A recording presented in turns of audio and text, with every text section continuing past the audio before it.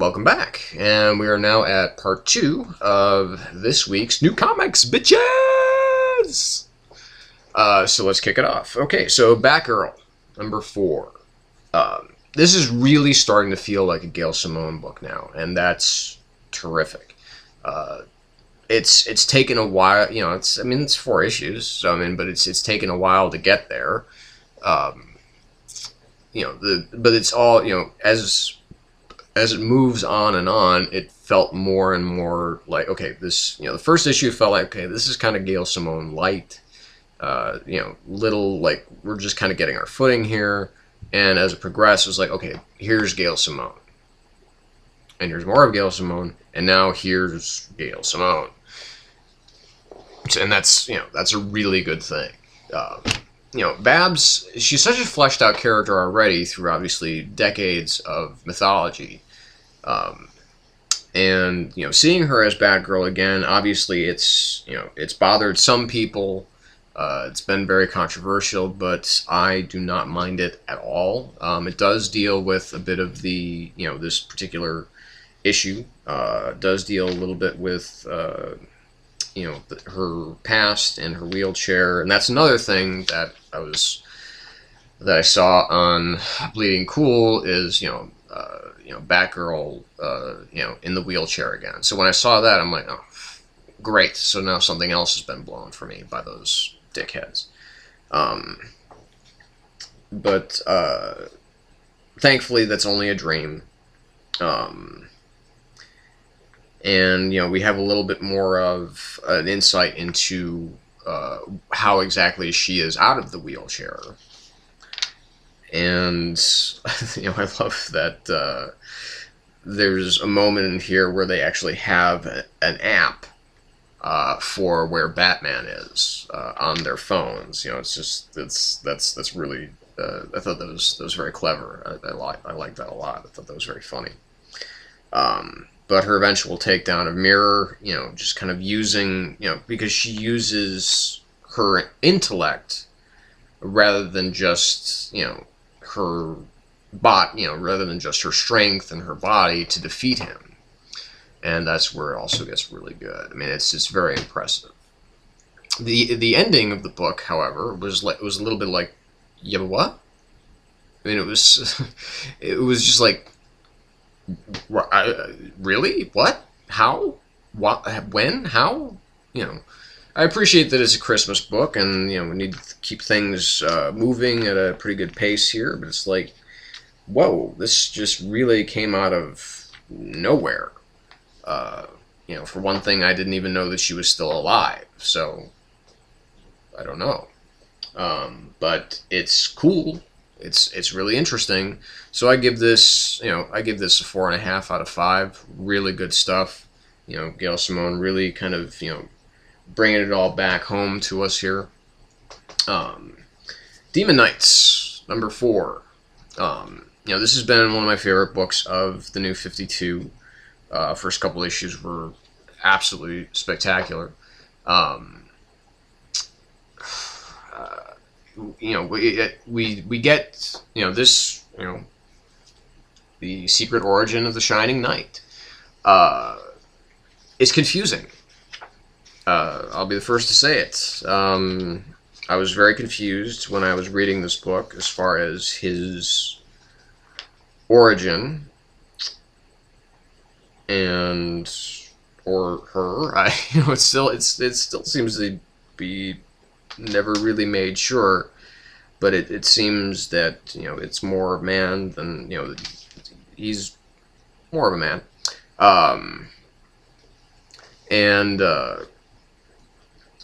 I was lost pretty much throughout the whole tale, where Merlin is basically taking the Shining Knight on through this kind of vision quest, if you will. But when I was done reading it, what I realized is that I was lost, but I didn't mind. I didn't mind being lost in this story, in this book, because this book is so good, and Paul Cornell writes it so well, that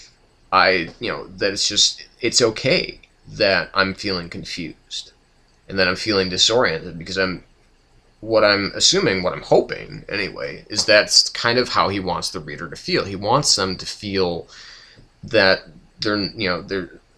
that there's some place, we're a little bit shoved off to the side, and as a reader, and he wants us to feel the same kind of disorientation as the Shining Knight feels. I was kind of lamenting the absence of Etrigan. We do see Jason Blood, but we don't see Etrigan in this particular book. But there's still a lot of interesting things going on in this book. The arts, got Diogenes Nevis doing some great stuff, but we also got Michael Choi, who also joins the party a little bit here. And then we've got a pretty shocking pretty shocking ending here to this book. So, I mean, Paul Cornell, he's a smart guy. He knows how to ramp stuff up and how to make things really interesting. So again, being lost in this book is not a bad thing to me. It suited me just fine. Like I said, once I was done and thought about it for a little while, it's like, yeah, I didn't really understand everything that was going on, but that could be a good thing.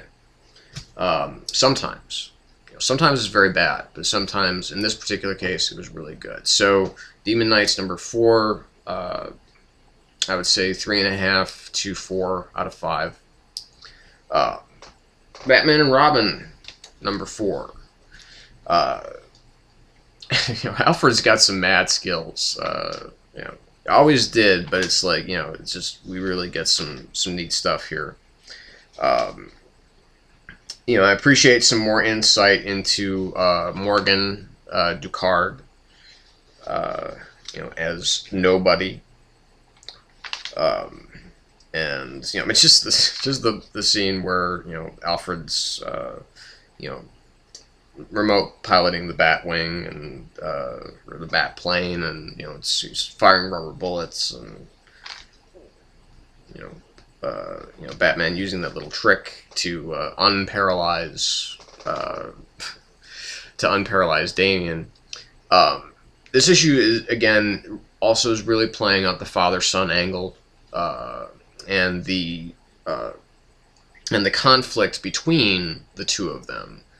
And I don't know if it's really because Damian is kind of this kind of a powder keg waiting to go off because of the life that he's had, or because Bruce sees a good deal of himself in this young man. He has a very kind of singular purpose, but he doesn't really know how to express it. So Peter Tomasi does he does a really good job there with that. Patrick Gleason, really excellent job on the art. The series in and of itself is more of a showcase for Damian, because this is a character that we're going to get a lot of mileage out of, hopefully. He's such a powerful character in what he represents, and that's how it started. But he's also a powerful character in the way that he is presented, the way that when he is written really well, he's written really well, and Peter Tomasi does a really great job of that. Because it's this is really it's his book, and as like I said, as well it should be, because Bruce Wayne's got 12 other books, it seems like, that are dedicated to him.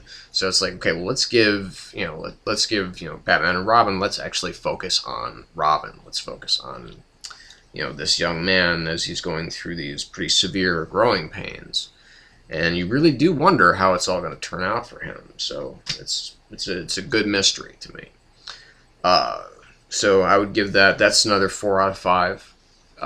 Again, really good stuff.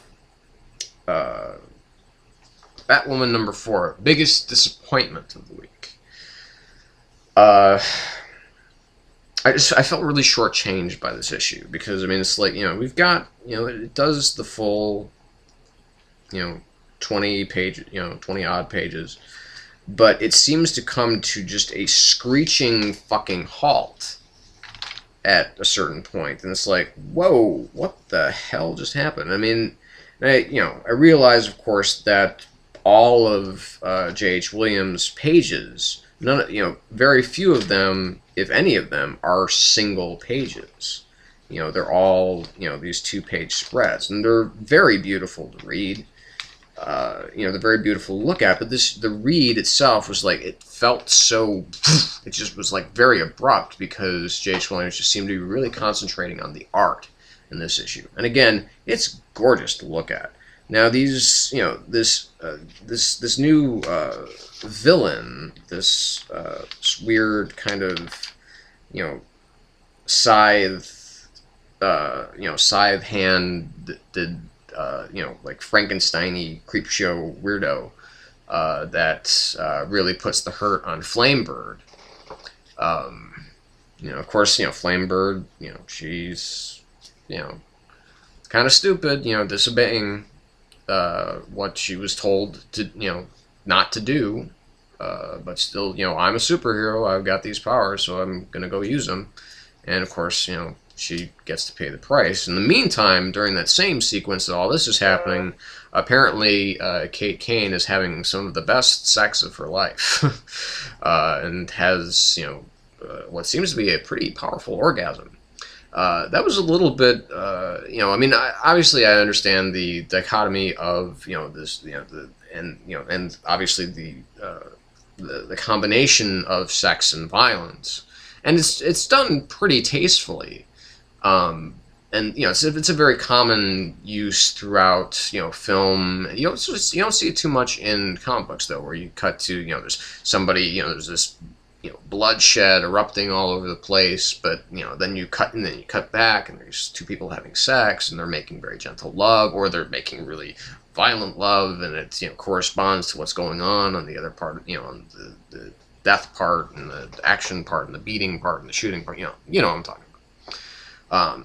So that was just, it was done well, but it was just like kind of, like I said, the whole issue just,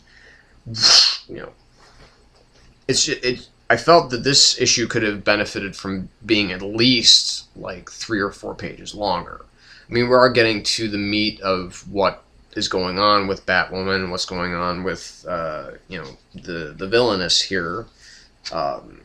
But with Agent Chase and the DEO, and it's all interesting, but at the same time, there's not enough of it. I want more. I mean, J.H. Williams is arguably one of the in my opinion, certainly one of the best artists in the biz. So, but just it wasn't cohesive enough. It didn't get to where I wanted it to go. But again, that's a review. It's can't always can't be objective all the time, and so I wanted more out of this. I felt that there was more story to tell. So that's on the merits of its art. And and the work that it does to tell a story, it's a 3 out of 5. But usually this is an easy 4 out of 5. So I just felt bad.